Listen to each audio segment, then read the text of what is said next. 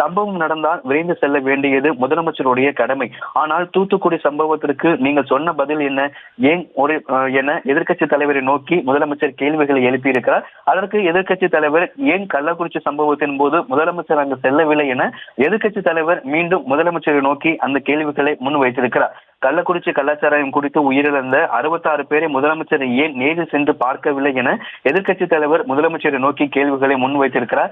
நான் சென்று பார்க்கவில்லை என்றாலும் எங்களுடைய அமைச்சர்கள் அனைவரும் சென்று நேரில் பார்த்து ஆறுதல் தெரிவித்தார்கள் என முதலமைச்சர் அதற்கு பதில் அளித்திருக்கிறார்கள்.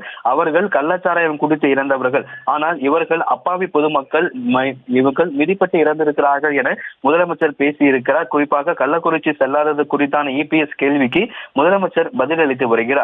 அதே போல அந்த ஆம்புலன்ஸ் விவகாரம் தொடர்பாக தொடர்ச்சியாக மக்கள் நல்வாழ்வுத்துறை அமைச்சர் மா சுப்பிரமணியனும் பேரவையில் பேசி வருகிறார். தமிழ்நாட்டில் 1330 ஆம்புலன்ஸ்கள் இருக்கிறது. கரூர் துயர சம்பவம் நடந்தவுடன் பிற மாவட்டங்களில் இருந்து 30க்கும் மேற்பட்ட ஆம்புலன்ஸ்கள் கரூர் மாவட்டத்திற்கு கொண்டு வரப்பட்டது என தரப்பு மா சுப்பிரமணியன் பேசியிருக்கிறார். தொடர்ச்சியாகவே இந்த கரூர் சம்பவம் தொடர்பாக முதலமைச்சரும் எதிர்க்கட்சி தலைவருக்கும் நேரடியாகவே மாறி மாறி காரசாரமான விவாதம் நடைபெற்றக்கூடிய நிலையில தொடர்ச்சியாக இந்த கரூர் சம்பவம் தொடர்பாக ஒரு நபர் ஆணையம் அமைக்கப்பட்டு பணி துவங்கி இருப்பதாக எதிர்க்கட்சி தலைவர் ஒரு கேள்விகளை முன்வைத்திருந்தார். ஆணையம் அதற்கு பதிலளித்த முதலமைச்சர் மு.க. ஸ்டாலின், ஆணையம் அமைக்கப்பட்டு டிஜிபி தலைமையில குழு அமைக்கப்பட்டிருக்கிறது, ஆனால் வேண்டுமென்றே திட்டமிட்டு அரசியலாக்கி இதனை சமூக வலைதளங்கள்ல வதந்தியாக பரவியது. நான் கேட்கும் கேள்விகள் எல்லாம் சபாநாயகரே பதில் சொல்லிவிட்டால் பிறகு எதற்கு அமைச்சர்கள், முதலமைச்சர்கள் எதற்காக இருக்கிறீர்கள் என எதிர்க்கட்சி இபிஎஸ் பேரவையில கேள்விகளை முன்வைத்திருக்கிறார். ஒரு நபர் ஆணையம் அமைக்கப்பட்ட பின்பு ஏன் அதிகாரிகள் பேட்டி கொடுக்க வேண்டும்? எந்த தகவல் ஆதாரம் கிடைத்தாலும் ஒரு நபர் ஆணையத்திடம் வழங்க வேண்டும்.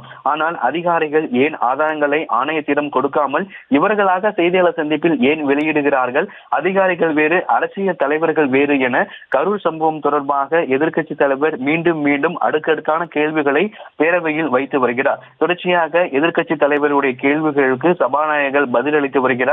நாடாளுமன்ற குழு ஆய்வு செய்வதற்காக வந்தது, அது என்ன அனுமதி வாங்கிவிட்டு வந்தது என சபாநாயகர் அந்த ஒரு கேள்வியை கேட்கும் பொழுது, நான் கேட்கும் கேள்விக்கெல்லாம் சபாநாயகரே பதில் சொல்லிவிட்டால் பிறகு எதற்கு அமைச்சர்கள், முதலமைச்சர் எதற்காக என இபிஎஸ் தொடர்ந்து கேள்வி எழுப்பி வருகிறார். எதிர்க்கட்சி தலைவர் பேசியதற்கு சபாநாயகர் பதிலளித்த நிலையில தற்பொழுது முதலமைச்சர் அதற்கான பதிலை கொடுத்து வருகிறார். இந்த விவகாரத்தை திட்டமிட்டு அரசியலாக்கி பொதுவெளியில் வதந்திகள் பரப்பப்பட்டு வருகிறது. அதை தடுக்கவே அரசு துறை அதிகாரிகள் பேட்டி கொடுத்தனர். எம்ஜிஆர் ஜெயலலிதா மருத்துவமனையில் இருந்தபோது அதிகாரிகள் பேட்டி கொடுக்கவில்லையா என எதிர்க்கட்சிகளுக்கு முதலமைச்சர் கேள்விகளை எழுப்பி இருக்கிறார். திட்டமிட்டு அரசியலாக்கி பொது வெளியில வதந்தி பரவியதால்தான் அரசு துறை அதிகாரிகள் அந்த சூழல்ல பேட்டி கொடுத்தார்கள் எனவும், எம்ஜிஆர் ஜெயலலிதா மருத்துவமனையில் இருந்தபோது அதிகாரிகள் பேட்டி கொடுக்கவில்லையா என எதிர்க்கட்சிகளுக்கு முதலமைச்சர் பதில் சொல்லி இருக்கிறார். அரசியல் ரீதியாக அல்ல, அலுவல் ரீதியாக தான் அதிகாரிகள் பதில் கூறினார்கள் என முதலமைச்சர் பதில் சொல்லி வருகிறார்.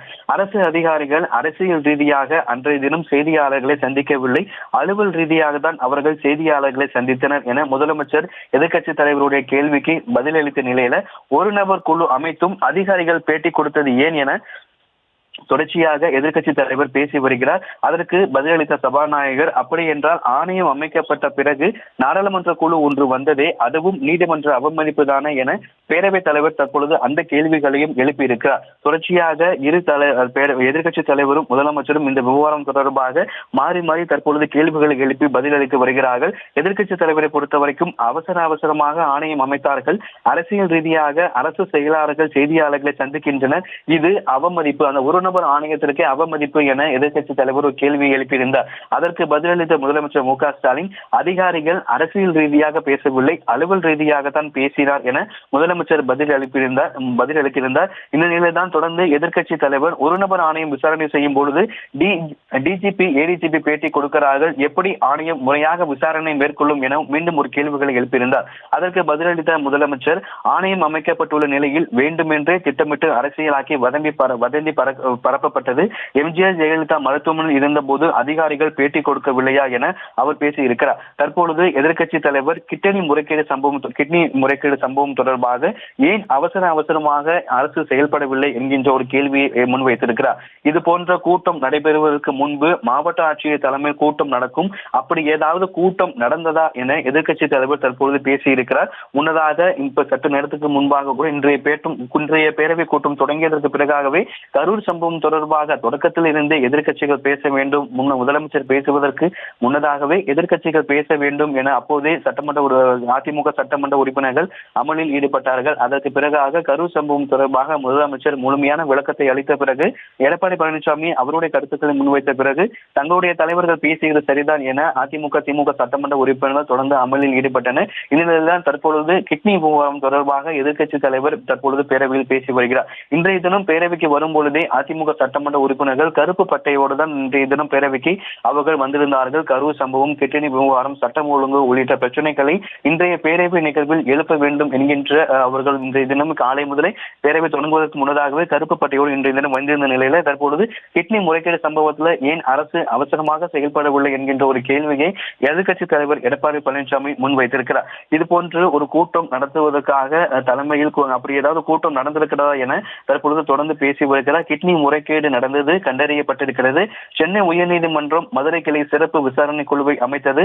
அதற்கு ஏன் அவசரமாக செயல்படவில்லை, இது சந்தேகத்தை ஏற்படுத்துகிறது என்று கிட்னி விவகாரம் தொடர்பாக எதிர்க்கட்சி தலைவர் பேரவையில் கேள்விகளை எழுப்பியிருக்கிறார். அதே போல இந்த கிட்னி முறைகேடு நடந்தது கண்டறியப்பட்டு சென்னை உயர்நீதிமன்ற மதுரை கிளை சிறப்பு விசாரணை குழுவை அமைத்து அதற்கெல்லாம் இவ்வளவு அவசரமாக ஏன் செயல்படவில்லை, இது சந்தேகத்தை ஏற்படுத்துகிறது என தொடர்ந்து தற்பொழுது எதிர்க்கட்சி தலைவர் பேசி வருகிறார். அதிமுகவின் கருத்தை தான் பேசுகிறோம், மற்ற கட்சியின் கருத்தை நாங்கள் பதிவு செய்யவில்லை, அந்த இடத்தில் மற்ற கட்சிக்கு அனுமதி கொடுப்பதில்லை என தொடர்ச்சியாக மீண்டும் கிட்னி விவகாரம் தொடர்பாக கேள்வி எழுப்பப்பட்ட நிலையில் தொடர்ச்சியாகவே இந்த கரூர் சம்பவம் தொடர்பாகவும் மாறி மாறி தற்பொழுது பேரவையில் விவாதங்கள் என்பது நடைபெற்று வருகிறது.